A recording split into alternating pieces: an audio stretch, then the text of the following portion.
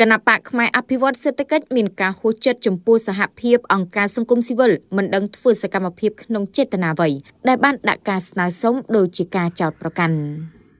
ថ្មីនេះមានសហភាពអង្គការសង្គមស៊ីវិលមួយក្រុមបានធ្វើលិខិតទៅគណៈបកនយោបាយជាច្រើននៅក្នុងព្រះរាជាណាចក្រកម្ពុជាដែលនៅក្នុងខ្លឹមសារបានសង្កត់ធ្ងន់ថាស្នើសុំឲ្យគណៈបកនយោបាយផ្ដាច់ខ្លួនចេញពីក្រុមជ្រុលនិយមទាន់ដិតសំរងស៊ីដែលកំពុងតាំងខ្លួនជារដ្ឋាភិបាលក្រៅប្រទេសដើម្បីផ្ដួលរំលំរដ្ឋាភិបាលក្នុងស្រុងលោកហ៊ុនច័ន្ទថនប្រធានគណៈបកផ្នែកអភិវឌ្ឍសេដ្ឋកិច្ចនៅថ្ងៃទី14ខែតុលាឆ្នាំ2025នេះនិយាយថាពាក្យពេចន៍ញត្តិមួយចំនួនដែលសហភាពអង្គការសង្គមស៊ីវិលមួយបានចេញញត្តិទាំងងងើលដោយទាមទារឲ្យគណៈបកនយោបាយរបស់លោកក៏ដូចជាគណៈបកមួយចំនួនទៀតប្រកាសផ្ដាច់ខ្លួននិងថ្កោលទោសសំរងស៊ីលោកហ៊ុនច័ន្ទថនបន្តថាការប្រើពាក្យថាប្រកាសផ្ដាច់ខ្លួនគឺមានន័យថាក្រុមសហភាពអង្គការសង្គមស៊ីវិលមួយក្រុមនេះកំពុងបានចោទប្រកាន់ថាគណៈបកនយោបាយរបស់លោកពាក់ព័ន្ធជាមួយនឹងទាន់ដិតសំរងស៊ីឲ្យច្បាស់ក្រឡែតតែម្ដងលោកបញ្ជាក់ថាគណៈបករបស់លោកក៏ដូចជាគណៈបកនយោបាយមួយចំនួនទៀតបានចូលរួមចងក្រងជាគណៈបកនយោបាយសម្ព័ន្ធភាពជាមួយគណៈបកប្រជាជនកម្ពុជាហើយបានសូមសម្ដេចអគ្គមហាសេនាបតីតេជោហ៊ុនសែនធ្វើជាប្រធានសម្ព័ន្ធភាពក្នុងនោះផងដែរក៏មានអនុសារណៈរួមគ្នាជាច្រើនចំណុចទៀតផងក្នុងន័យប្រឆាំងក្រុមជ្រុលនិយមក្រៅស្រុកនិងថែរក្សាការពារសុខសន្តិភាពលោកហ៊ុនច័ន្ទថនបញ្ជាក់បន្តថាក្នុងនាមជាគណៈបកនយោបាយសម្ព័ន្ធភាពសម្ដេចតេជោបានផ្ដល់សិទ្ធិឲ្យស្មើគ្នាគ្មានអ្នកណាធំគ្មានអ្នកណាតូចពលគឺមានអ្វីអាចលើកយកមកដាក់លើកតុងដើម្បីផ្លាស់ប្ដូរមតិយោបល់ក្នុងន័យតែមួយគឺថែរក្សាការពារសុខសន្តិភាពឲ្យបានស្ថិរភាពជានិរន្តរ៍ហើយក៏មានការផ្សព្វផ្សាយតាមបណ្ដាញសង្គមអនឡាញយ៉ាងច្រើនកងរំពងទៀតផងប៉ុន្តែដែលឡែកអីនោះថ្មីនេះសហភាពអង្គការសង្គមស៊ីវិលមួយក្រុមបានចេញញត្តិបែបដំណើបទាមទារឲ្យគណៈបកផ្នែកអភិវឌ្ឍសេដ្ឋកិច្ចក៏ដូចជាគណៈបកនយោបាយក្នុងសម្ព័ន្ធភាពមួយចំនួនប្រកាសផ្ដាច់ខ្លួននិងថ្កោលទោសទាន់ដិតសំរងស៊ីធ្វើឲ្យរូបលោកមានចម្ងល់ថា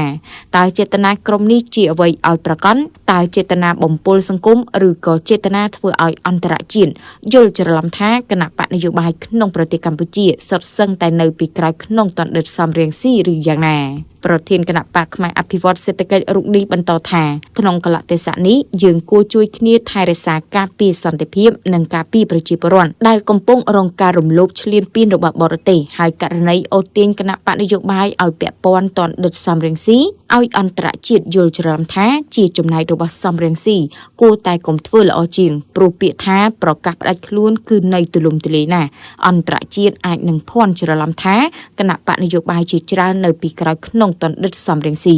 ជុំវិញព័ត៌មាននេះលោកហ៊ុនរដ្ឋាអនុប្រធានគណៈបកផ្នែកអភិវឌ្ឍសេដ្ឋកិច្ចបានប្រាប់ថាលោកបានទទួលពីសហភាពអង្គការសង្គមស៊ីវិលដែលតាំងខ្លួនថាមានសមាជិកជាអង្គការជាសម្ព័ន្ធភាពរហូតដល់ទៅ50អង្គភាពលោកហ៊ុនរដ្ឋាបានបន្តថាបើយើងមើលតែមួយជ្រុងតូចនៃគោលបំណងខាងលើនៃលិខិតសហភាពអង្គការសង្គមស៊ីវិលគឺកំពុងបានចោទប្រកាន់គណៈបកផ្នែកអភិវឌ្ឍសេដ្ឋកិច្ចក្នុងការជួយជ្រោមជ្រែងទាន់ដិតសំរងស៊ីបង្កើតរដ្ឋាភិបាលក្រៅប្រទេសចំណុចនេះខ្ញុំសូមឆ្លើយតបតាមព័ត៌មាននេះប៉ុន្តែមិនចេញលិខិតឆ្លើយតបទេទី1គណៈបកផ្នែកអភិវឌ្ឍសេដ្ឋកិច្ចបានក្លាយជាសម្ព័ន្ធភាពជាមួយគណៈបកប្រជាជនកម្ពុជាដែលជាគណៈបកកាន់អំណាចហើយការចងសម្ព័ន្ធភាពនេះគឺក្នុងគោលបំណងសំខាន់តែមួយគត់គឺការការពារថែរក្សាសន្តិភាពស្ថិរភាពនិងសណ្ដាប់ធ្នាប់ដើម្បីផ្ដល់ភាពសុខដុមរមនាដល់ប្រជាពលរដ្ឋកម្ពុជា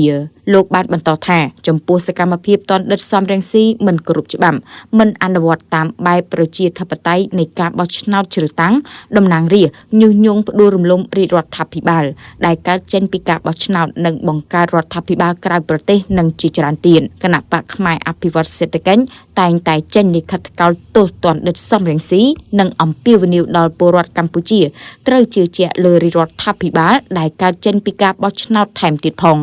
លោកហ៊ុនរដ្ឋាបញ្ជាក់ថាលោកប្រធានសហភាពអង្គការសង្គមស៊ីវិលមានសមាជិករហូតដល់50អង្គការសង្គមស៊ីវិលគួរតែពិនិត្យរៀនតាមដានព័ត៌មាននិងស្វែងយល់ព័ត៌មានឬអាចយកលិខិតដែលគណៈបកផ្នែកអភិវឌ្ឍសេដ្ឋកិច្ចបានផុសក្នុងទំព័រ Facebook ទៅប្រើប្រាស់បានដូច្នេះគណៈបកផ្នែកអភិវឌ្ឍសេដ្ឋកិច្ចមិនដឹងត្រូវឆ្លើយតបដោយរបៀបណា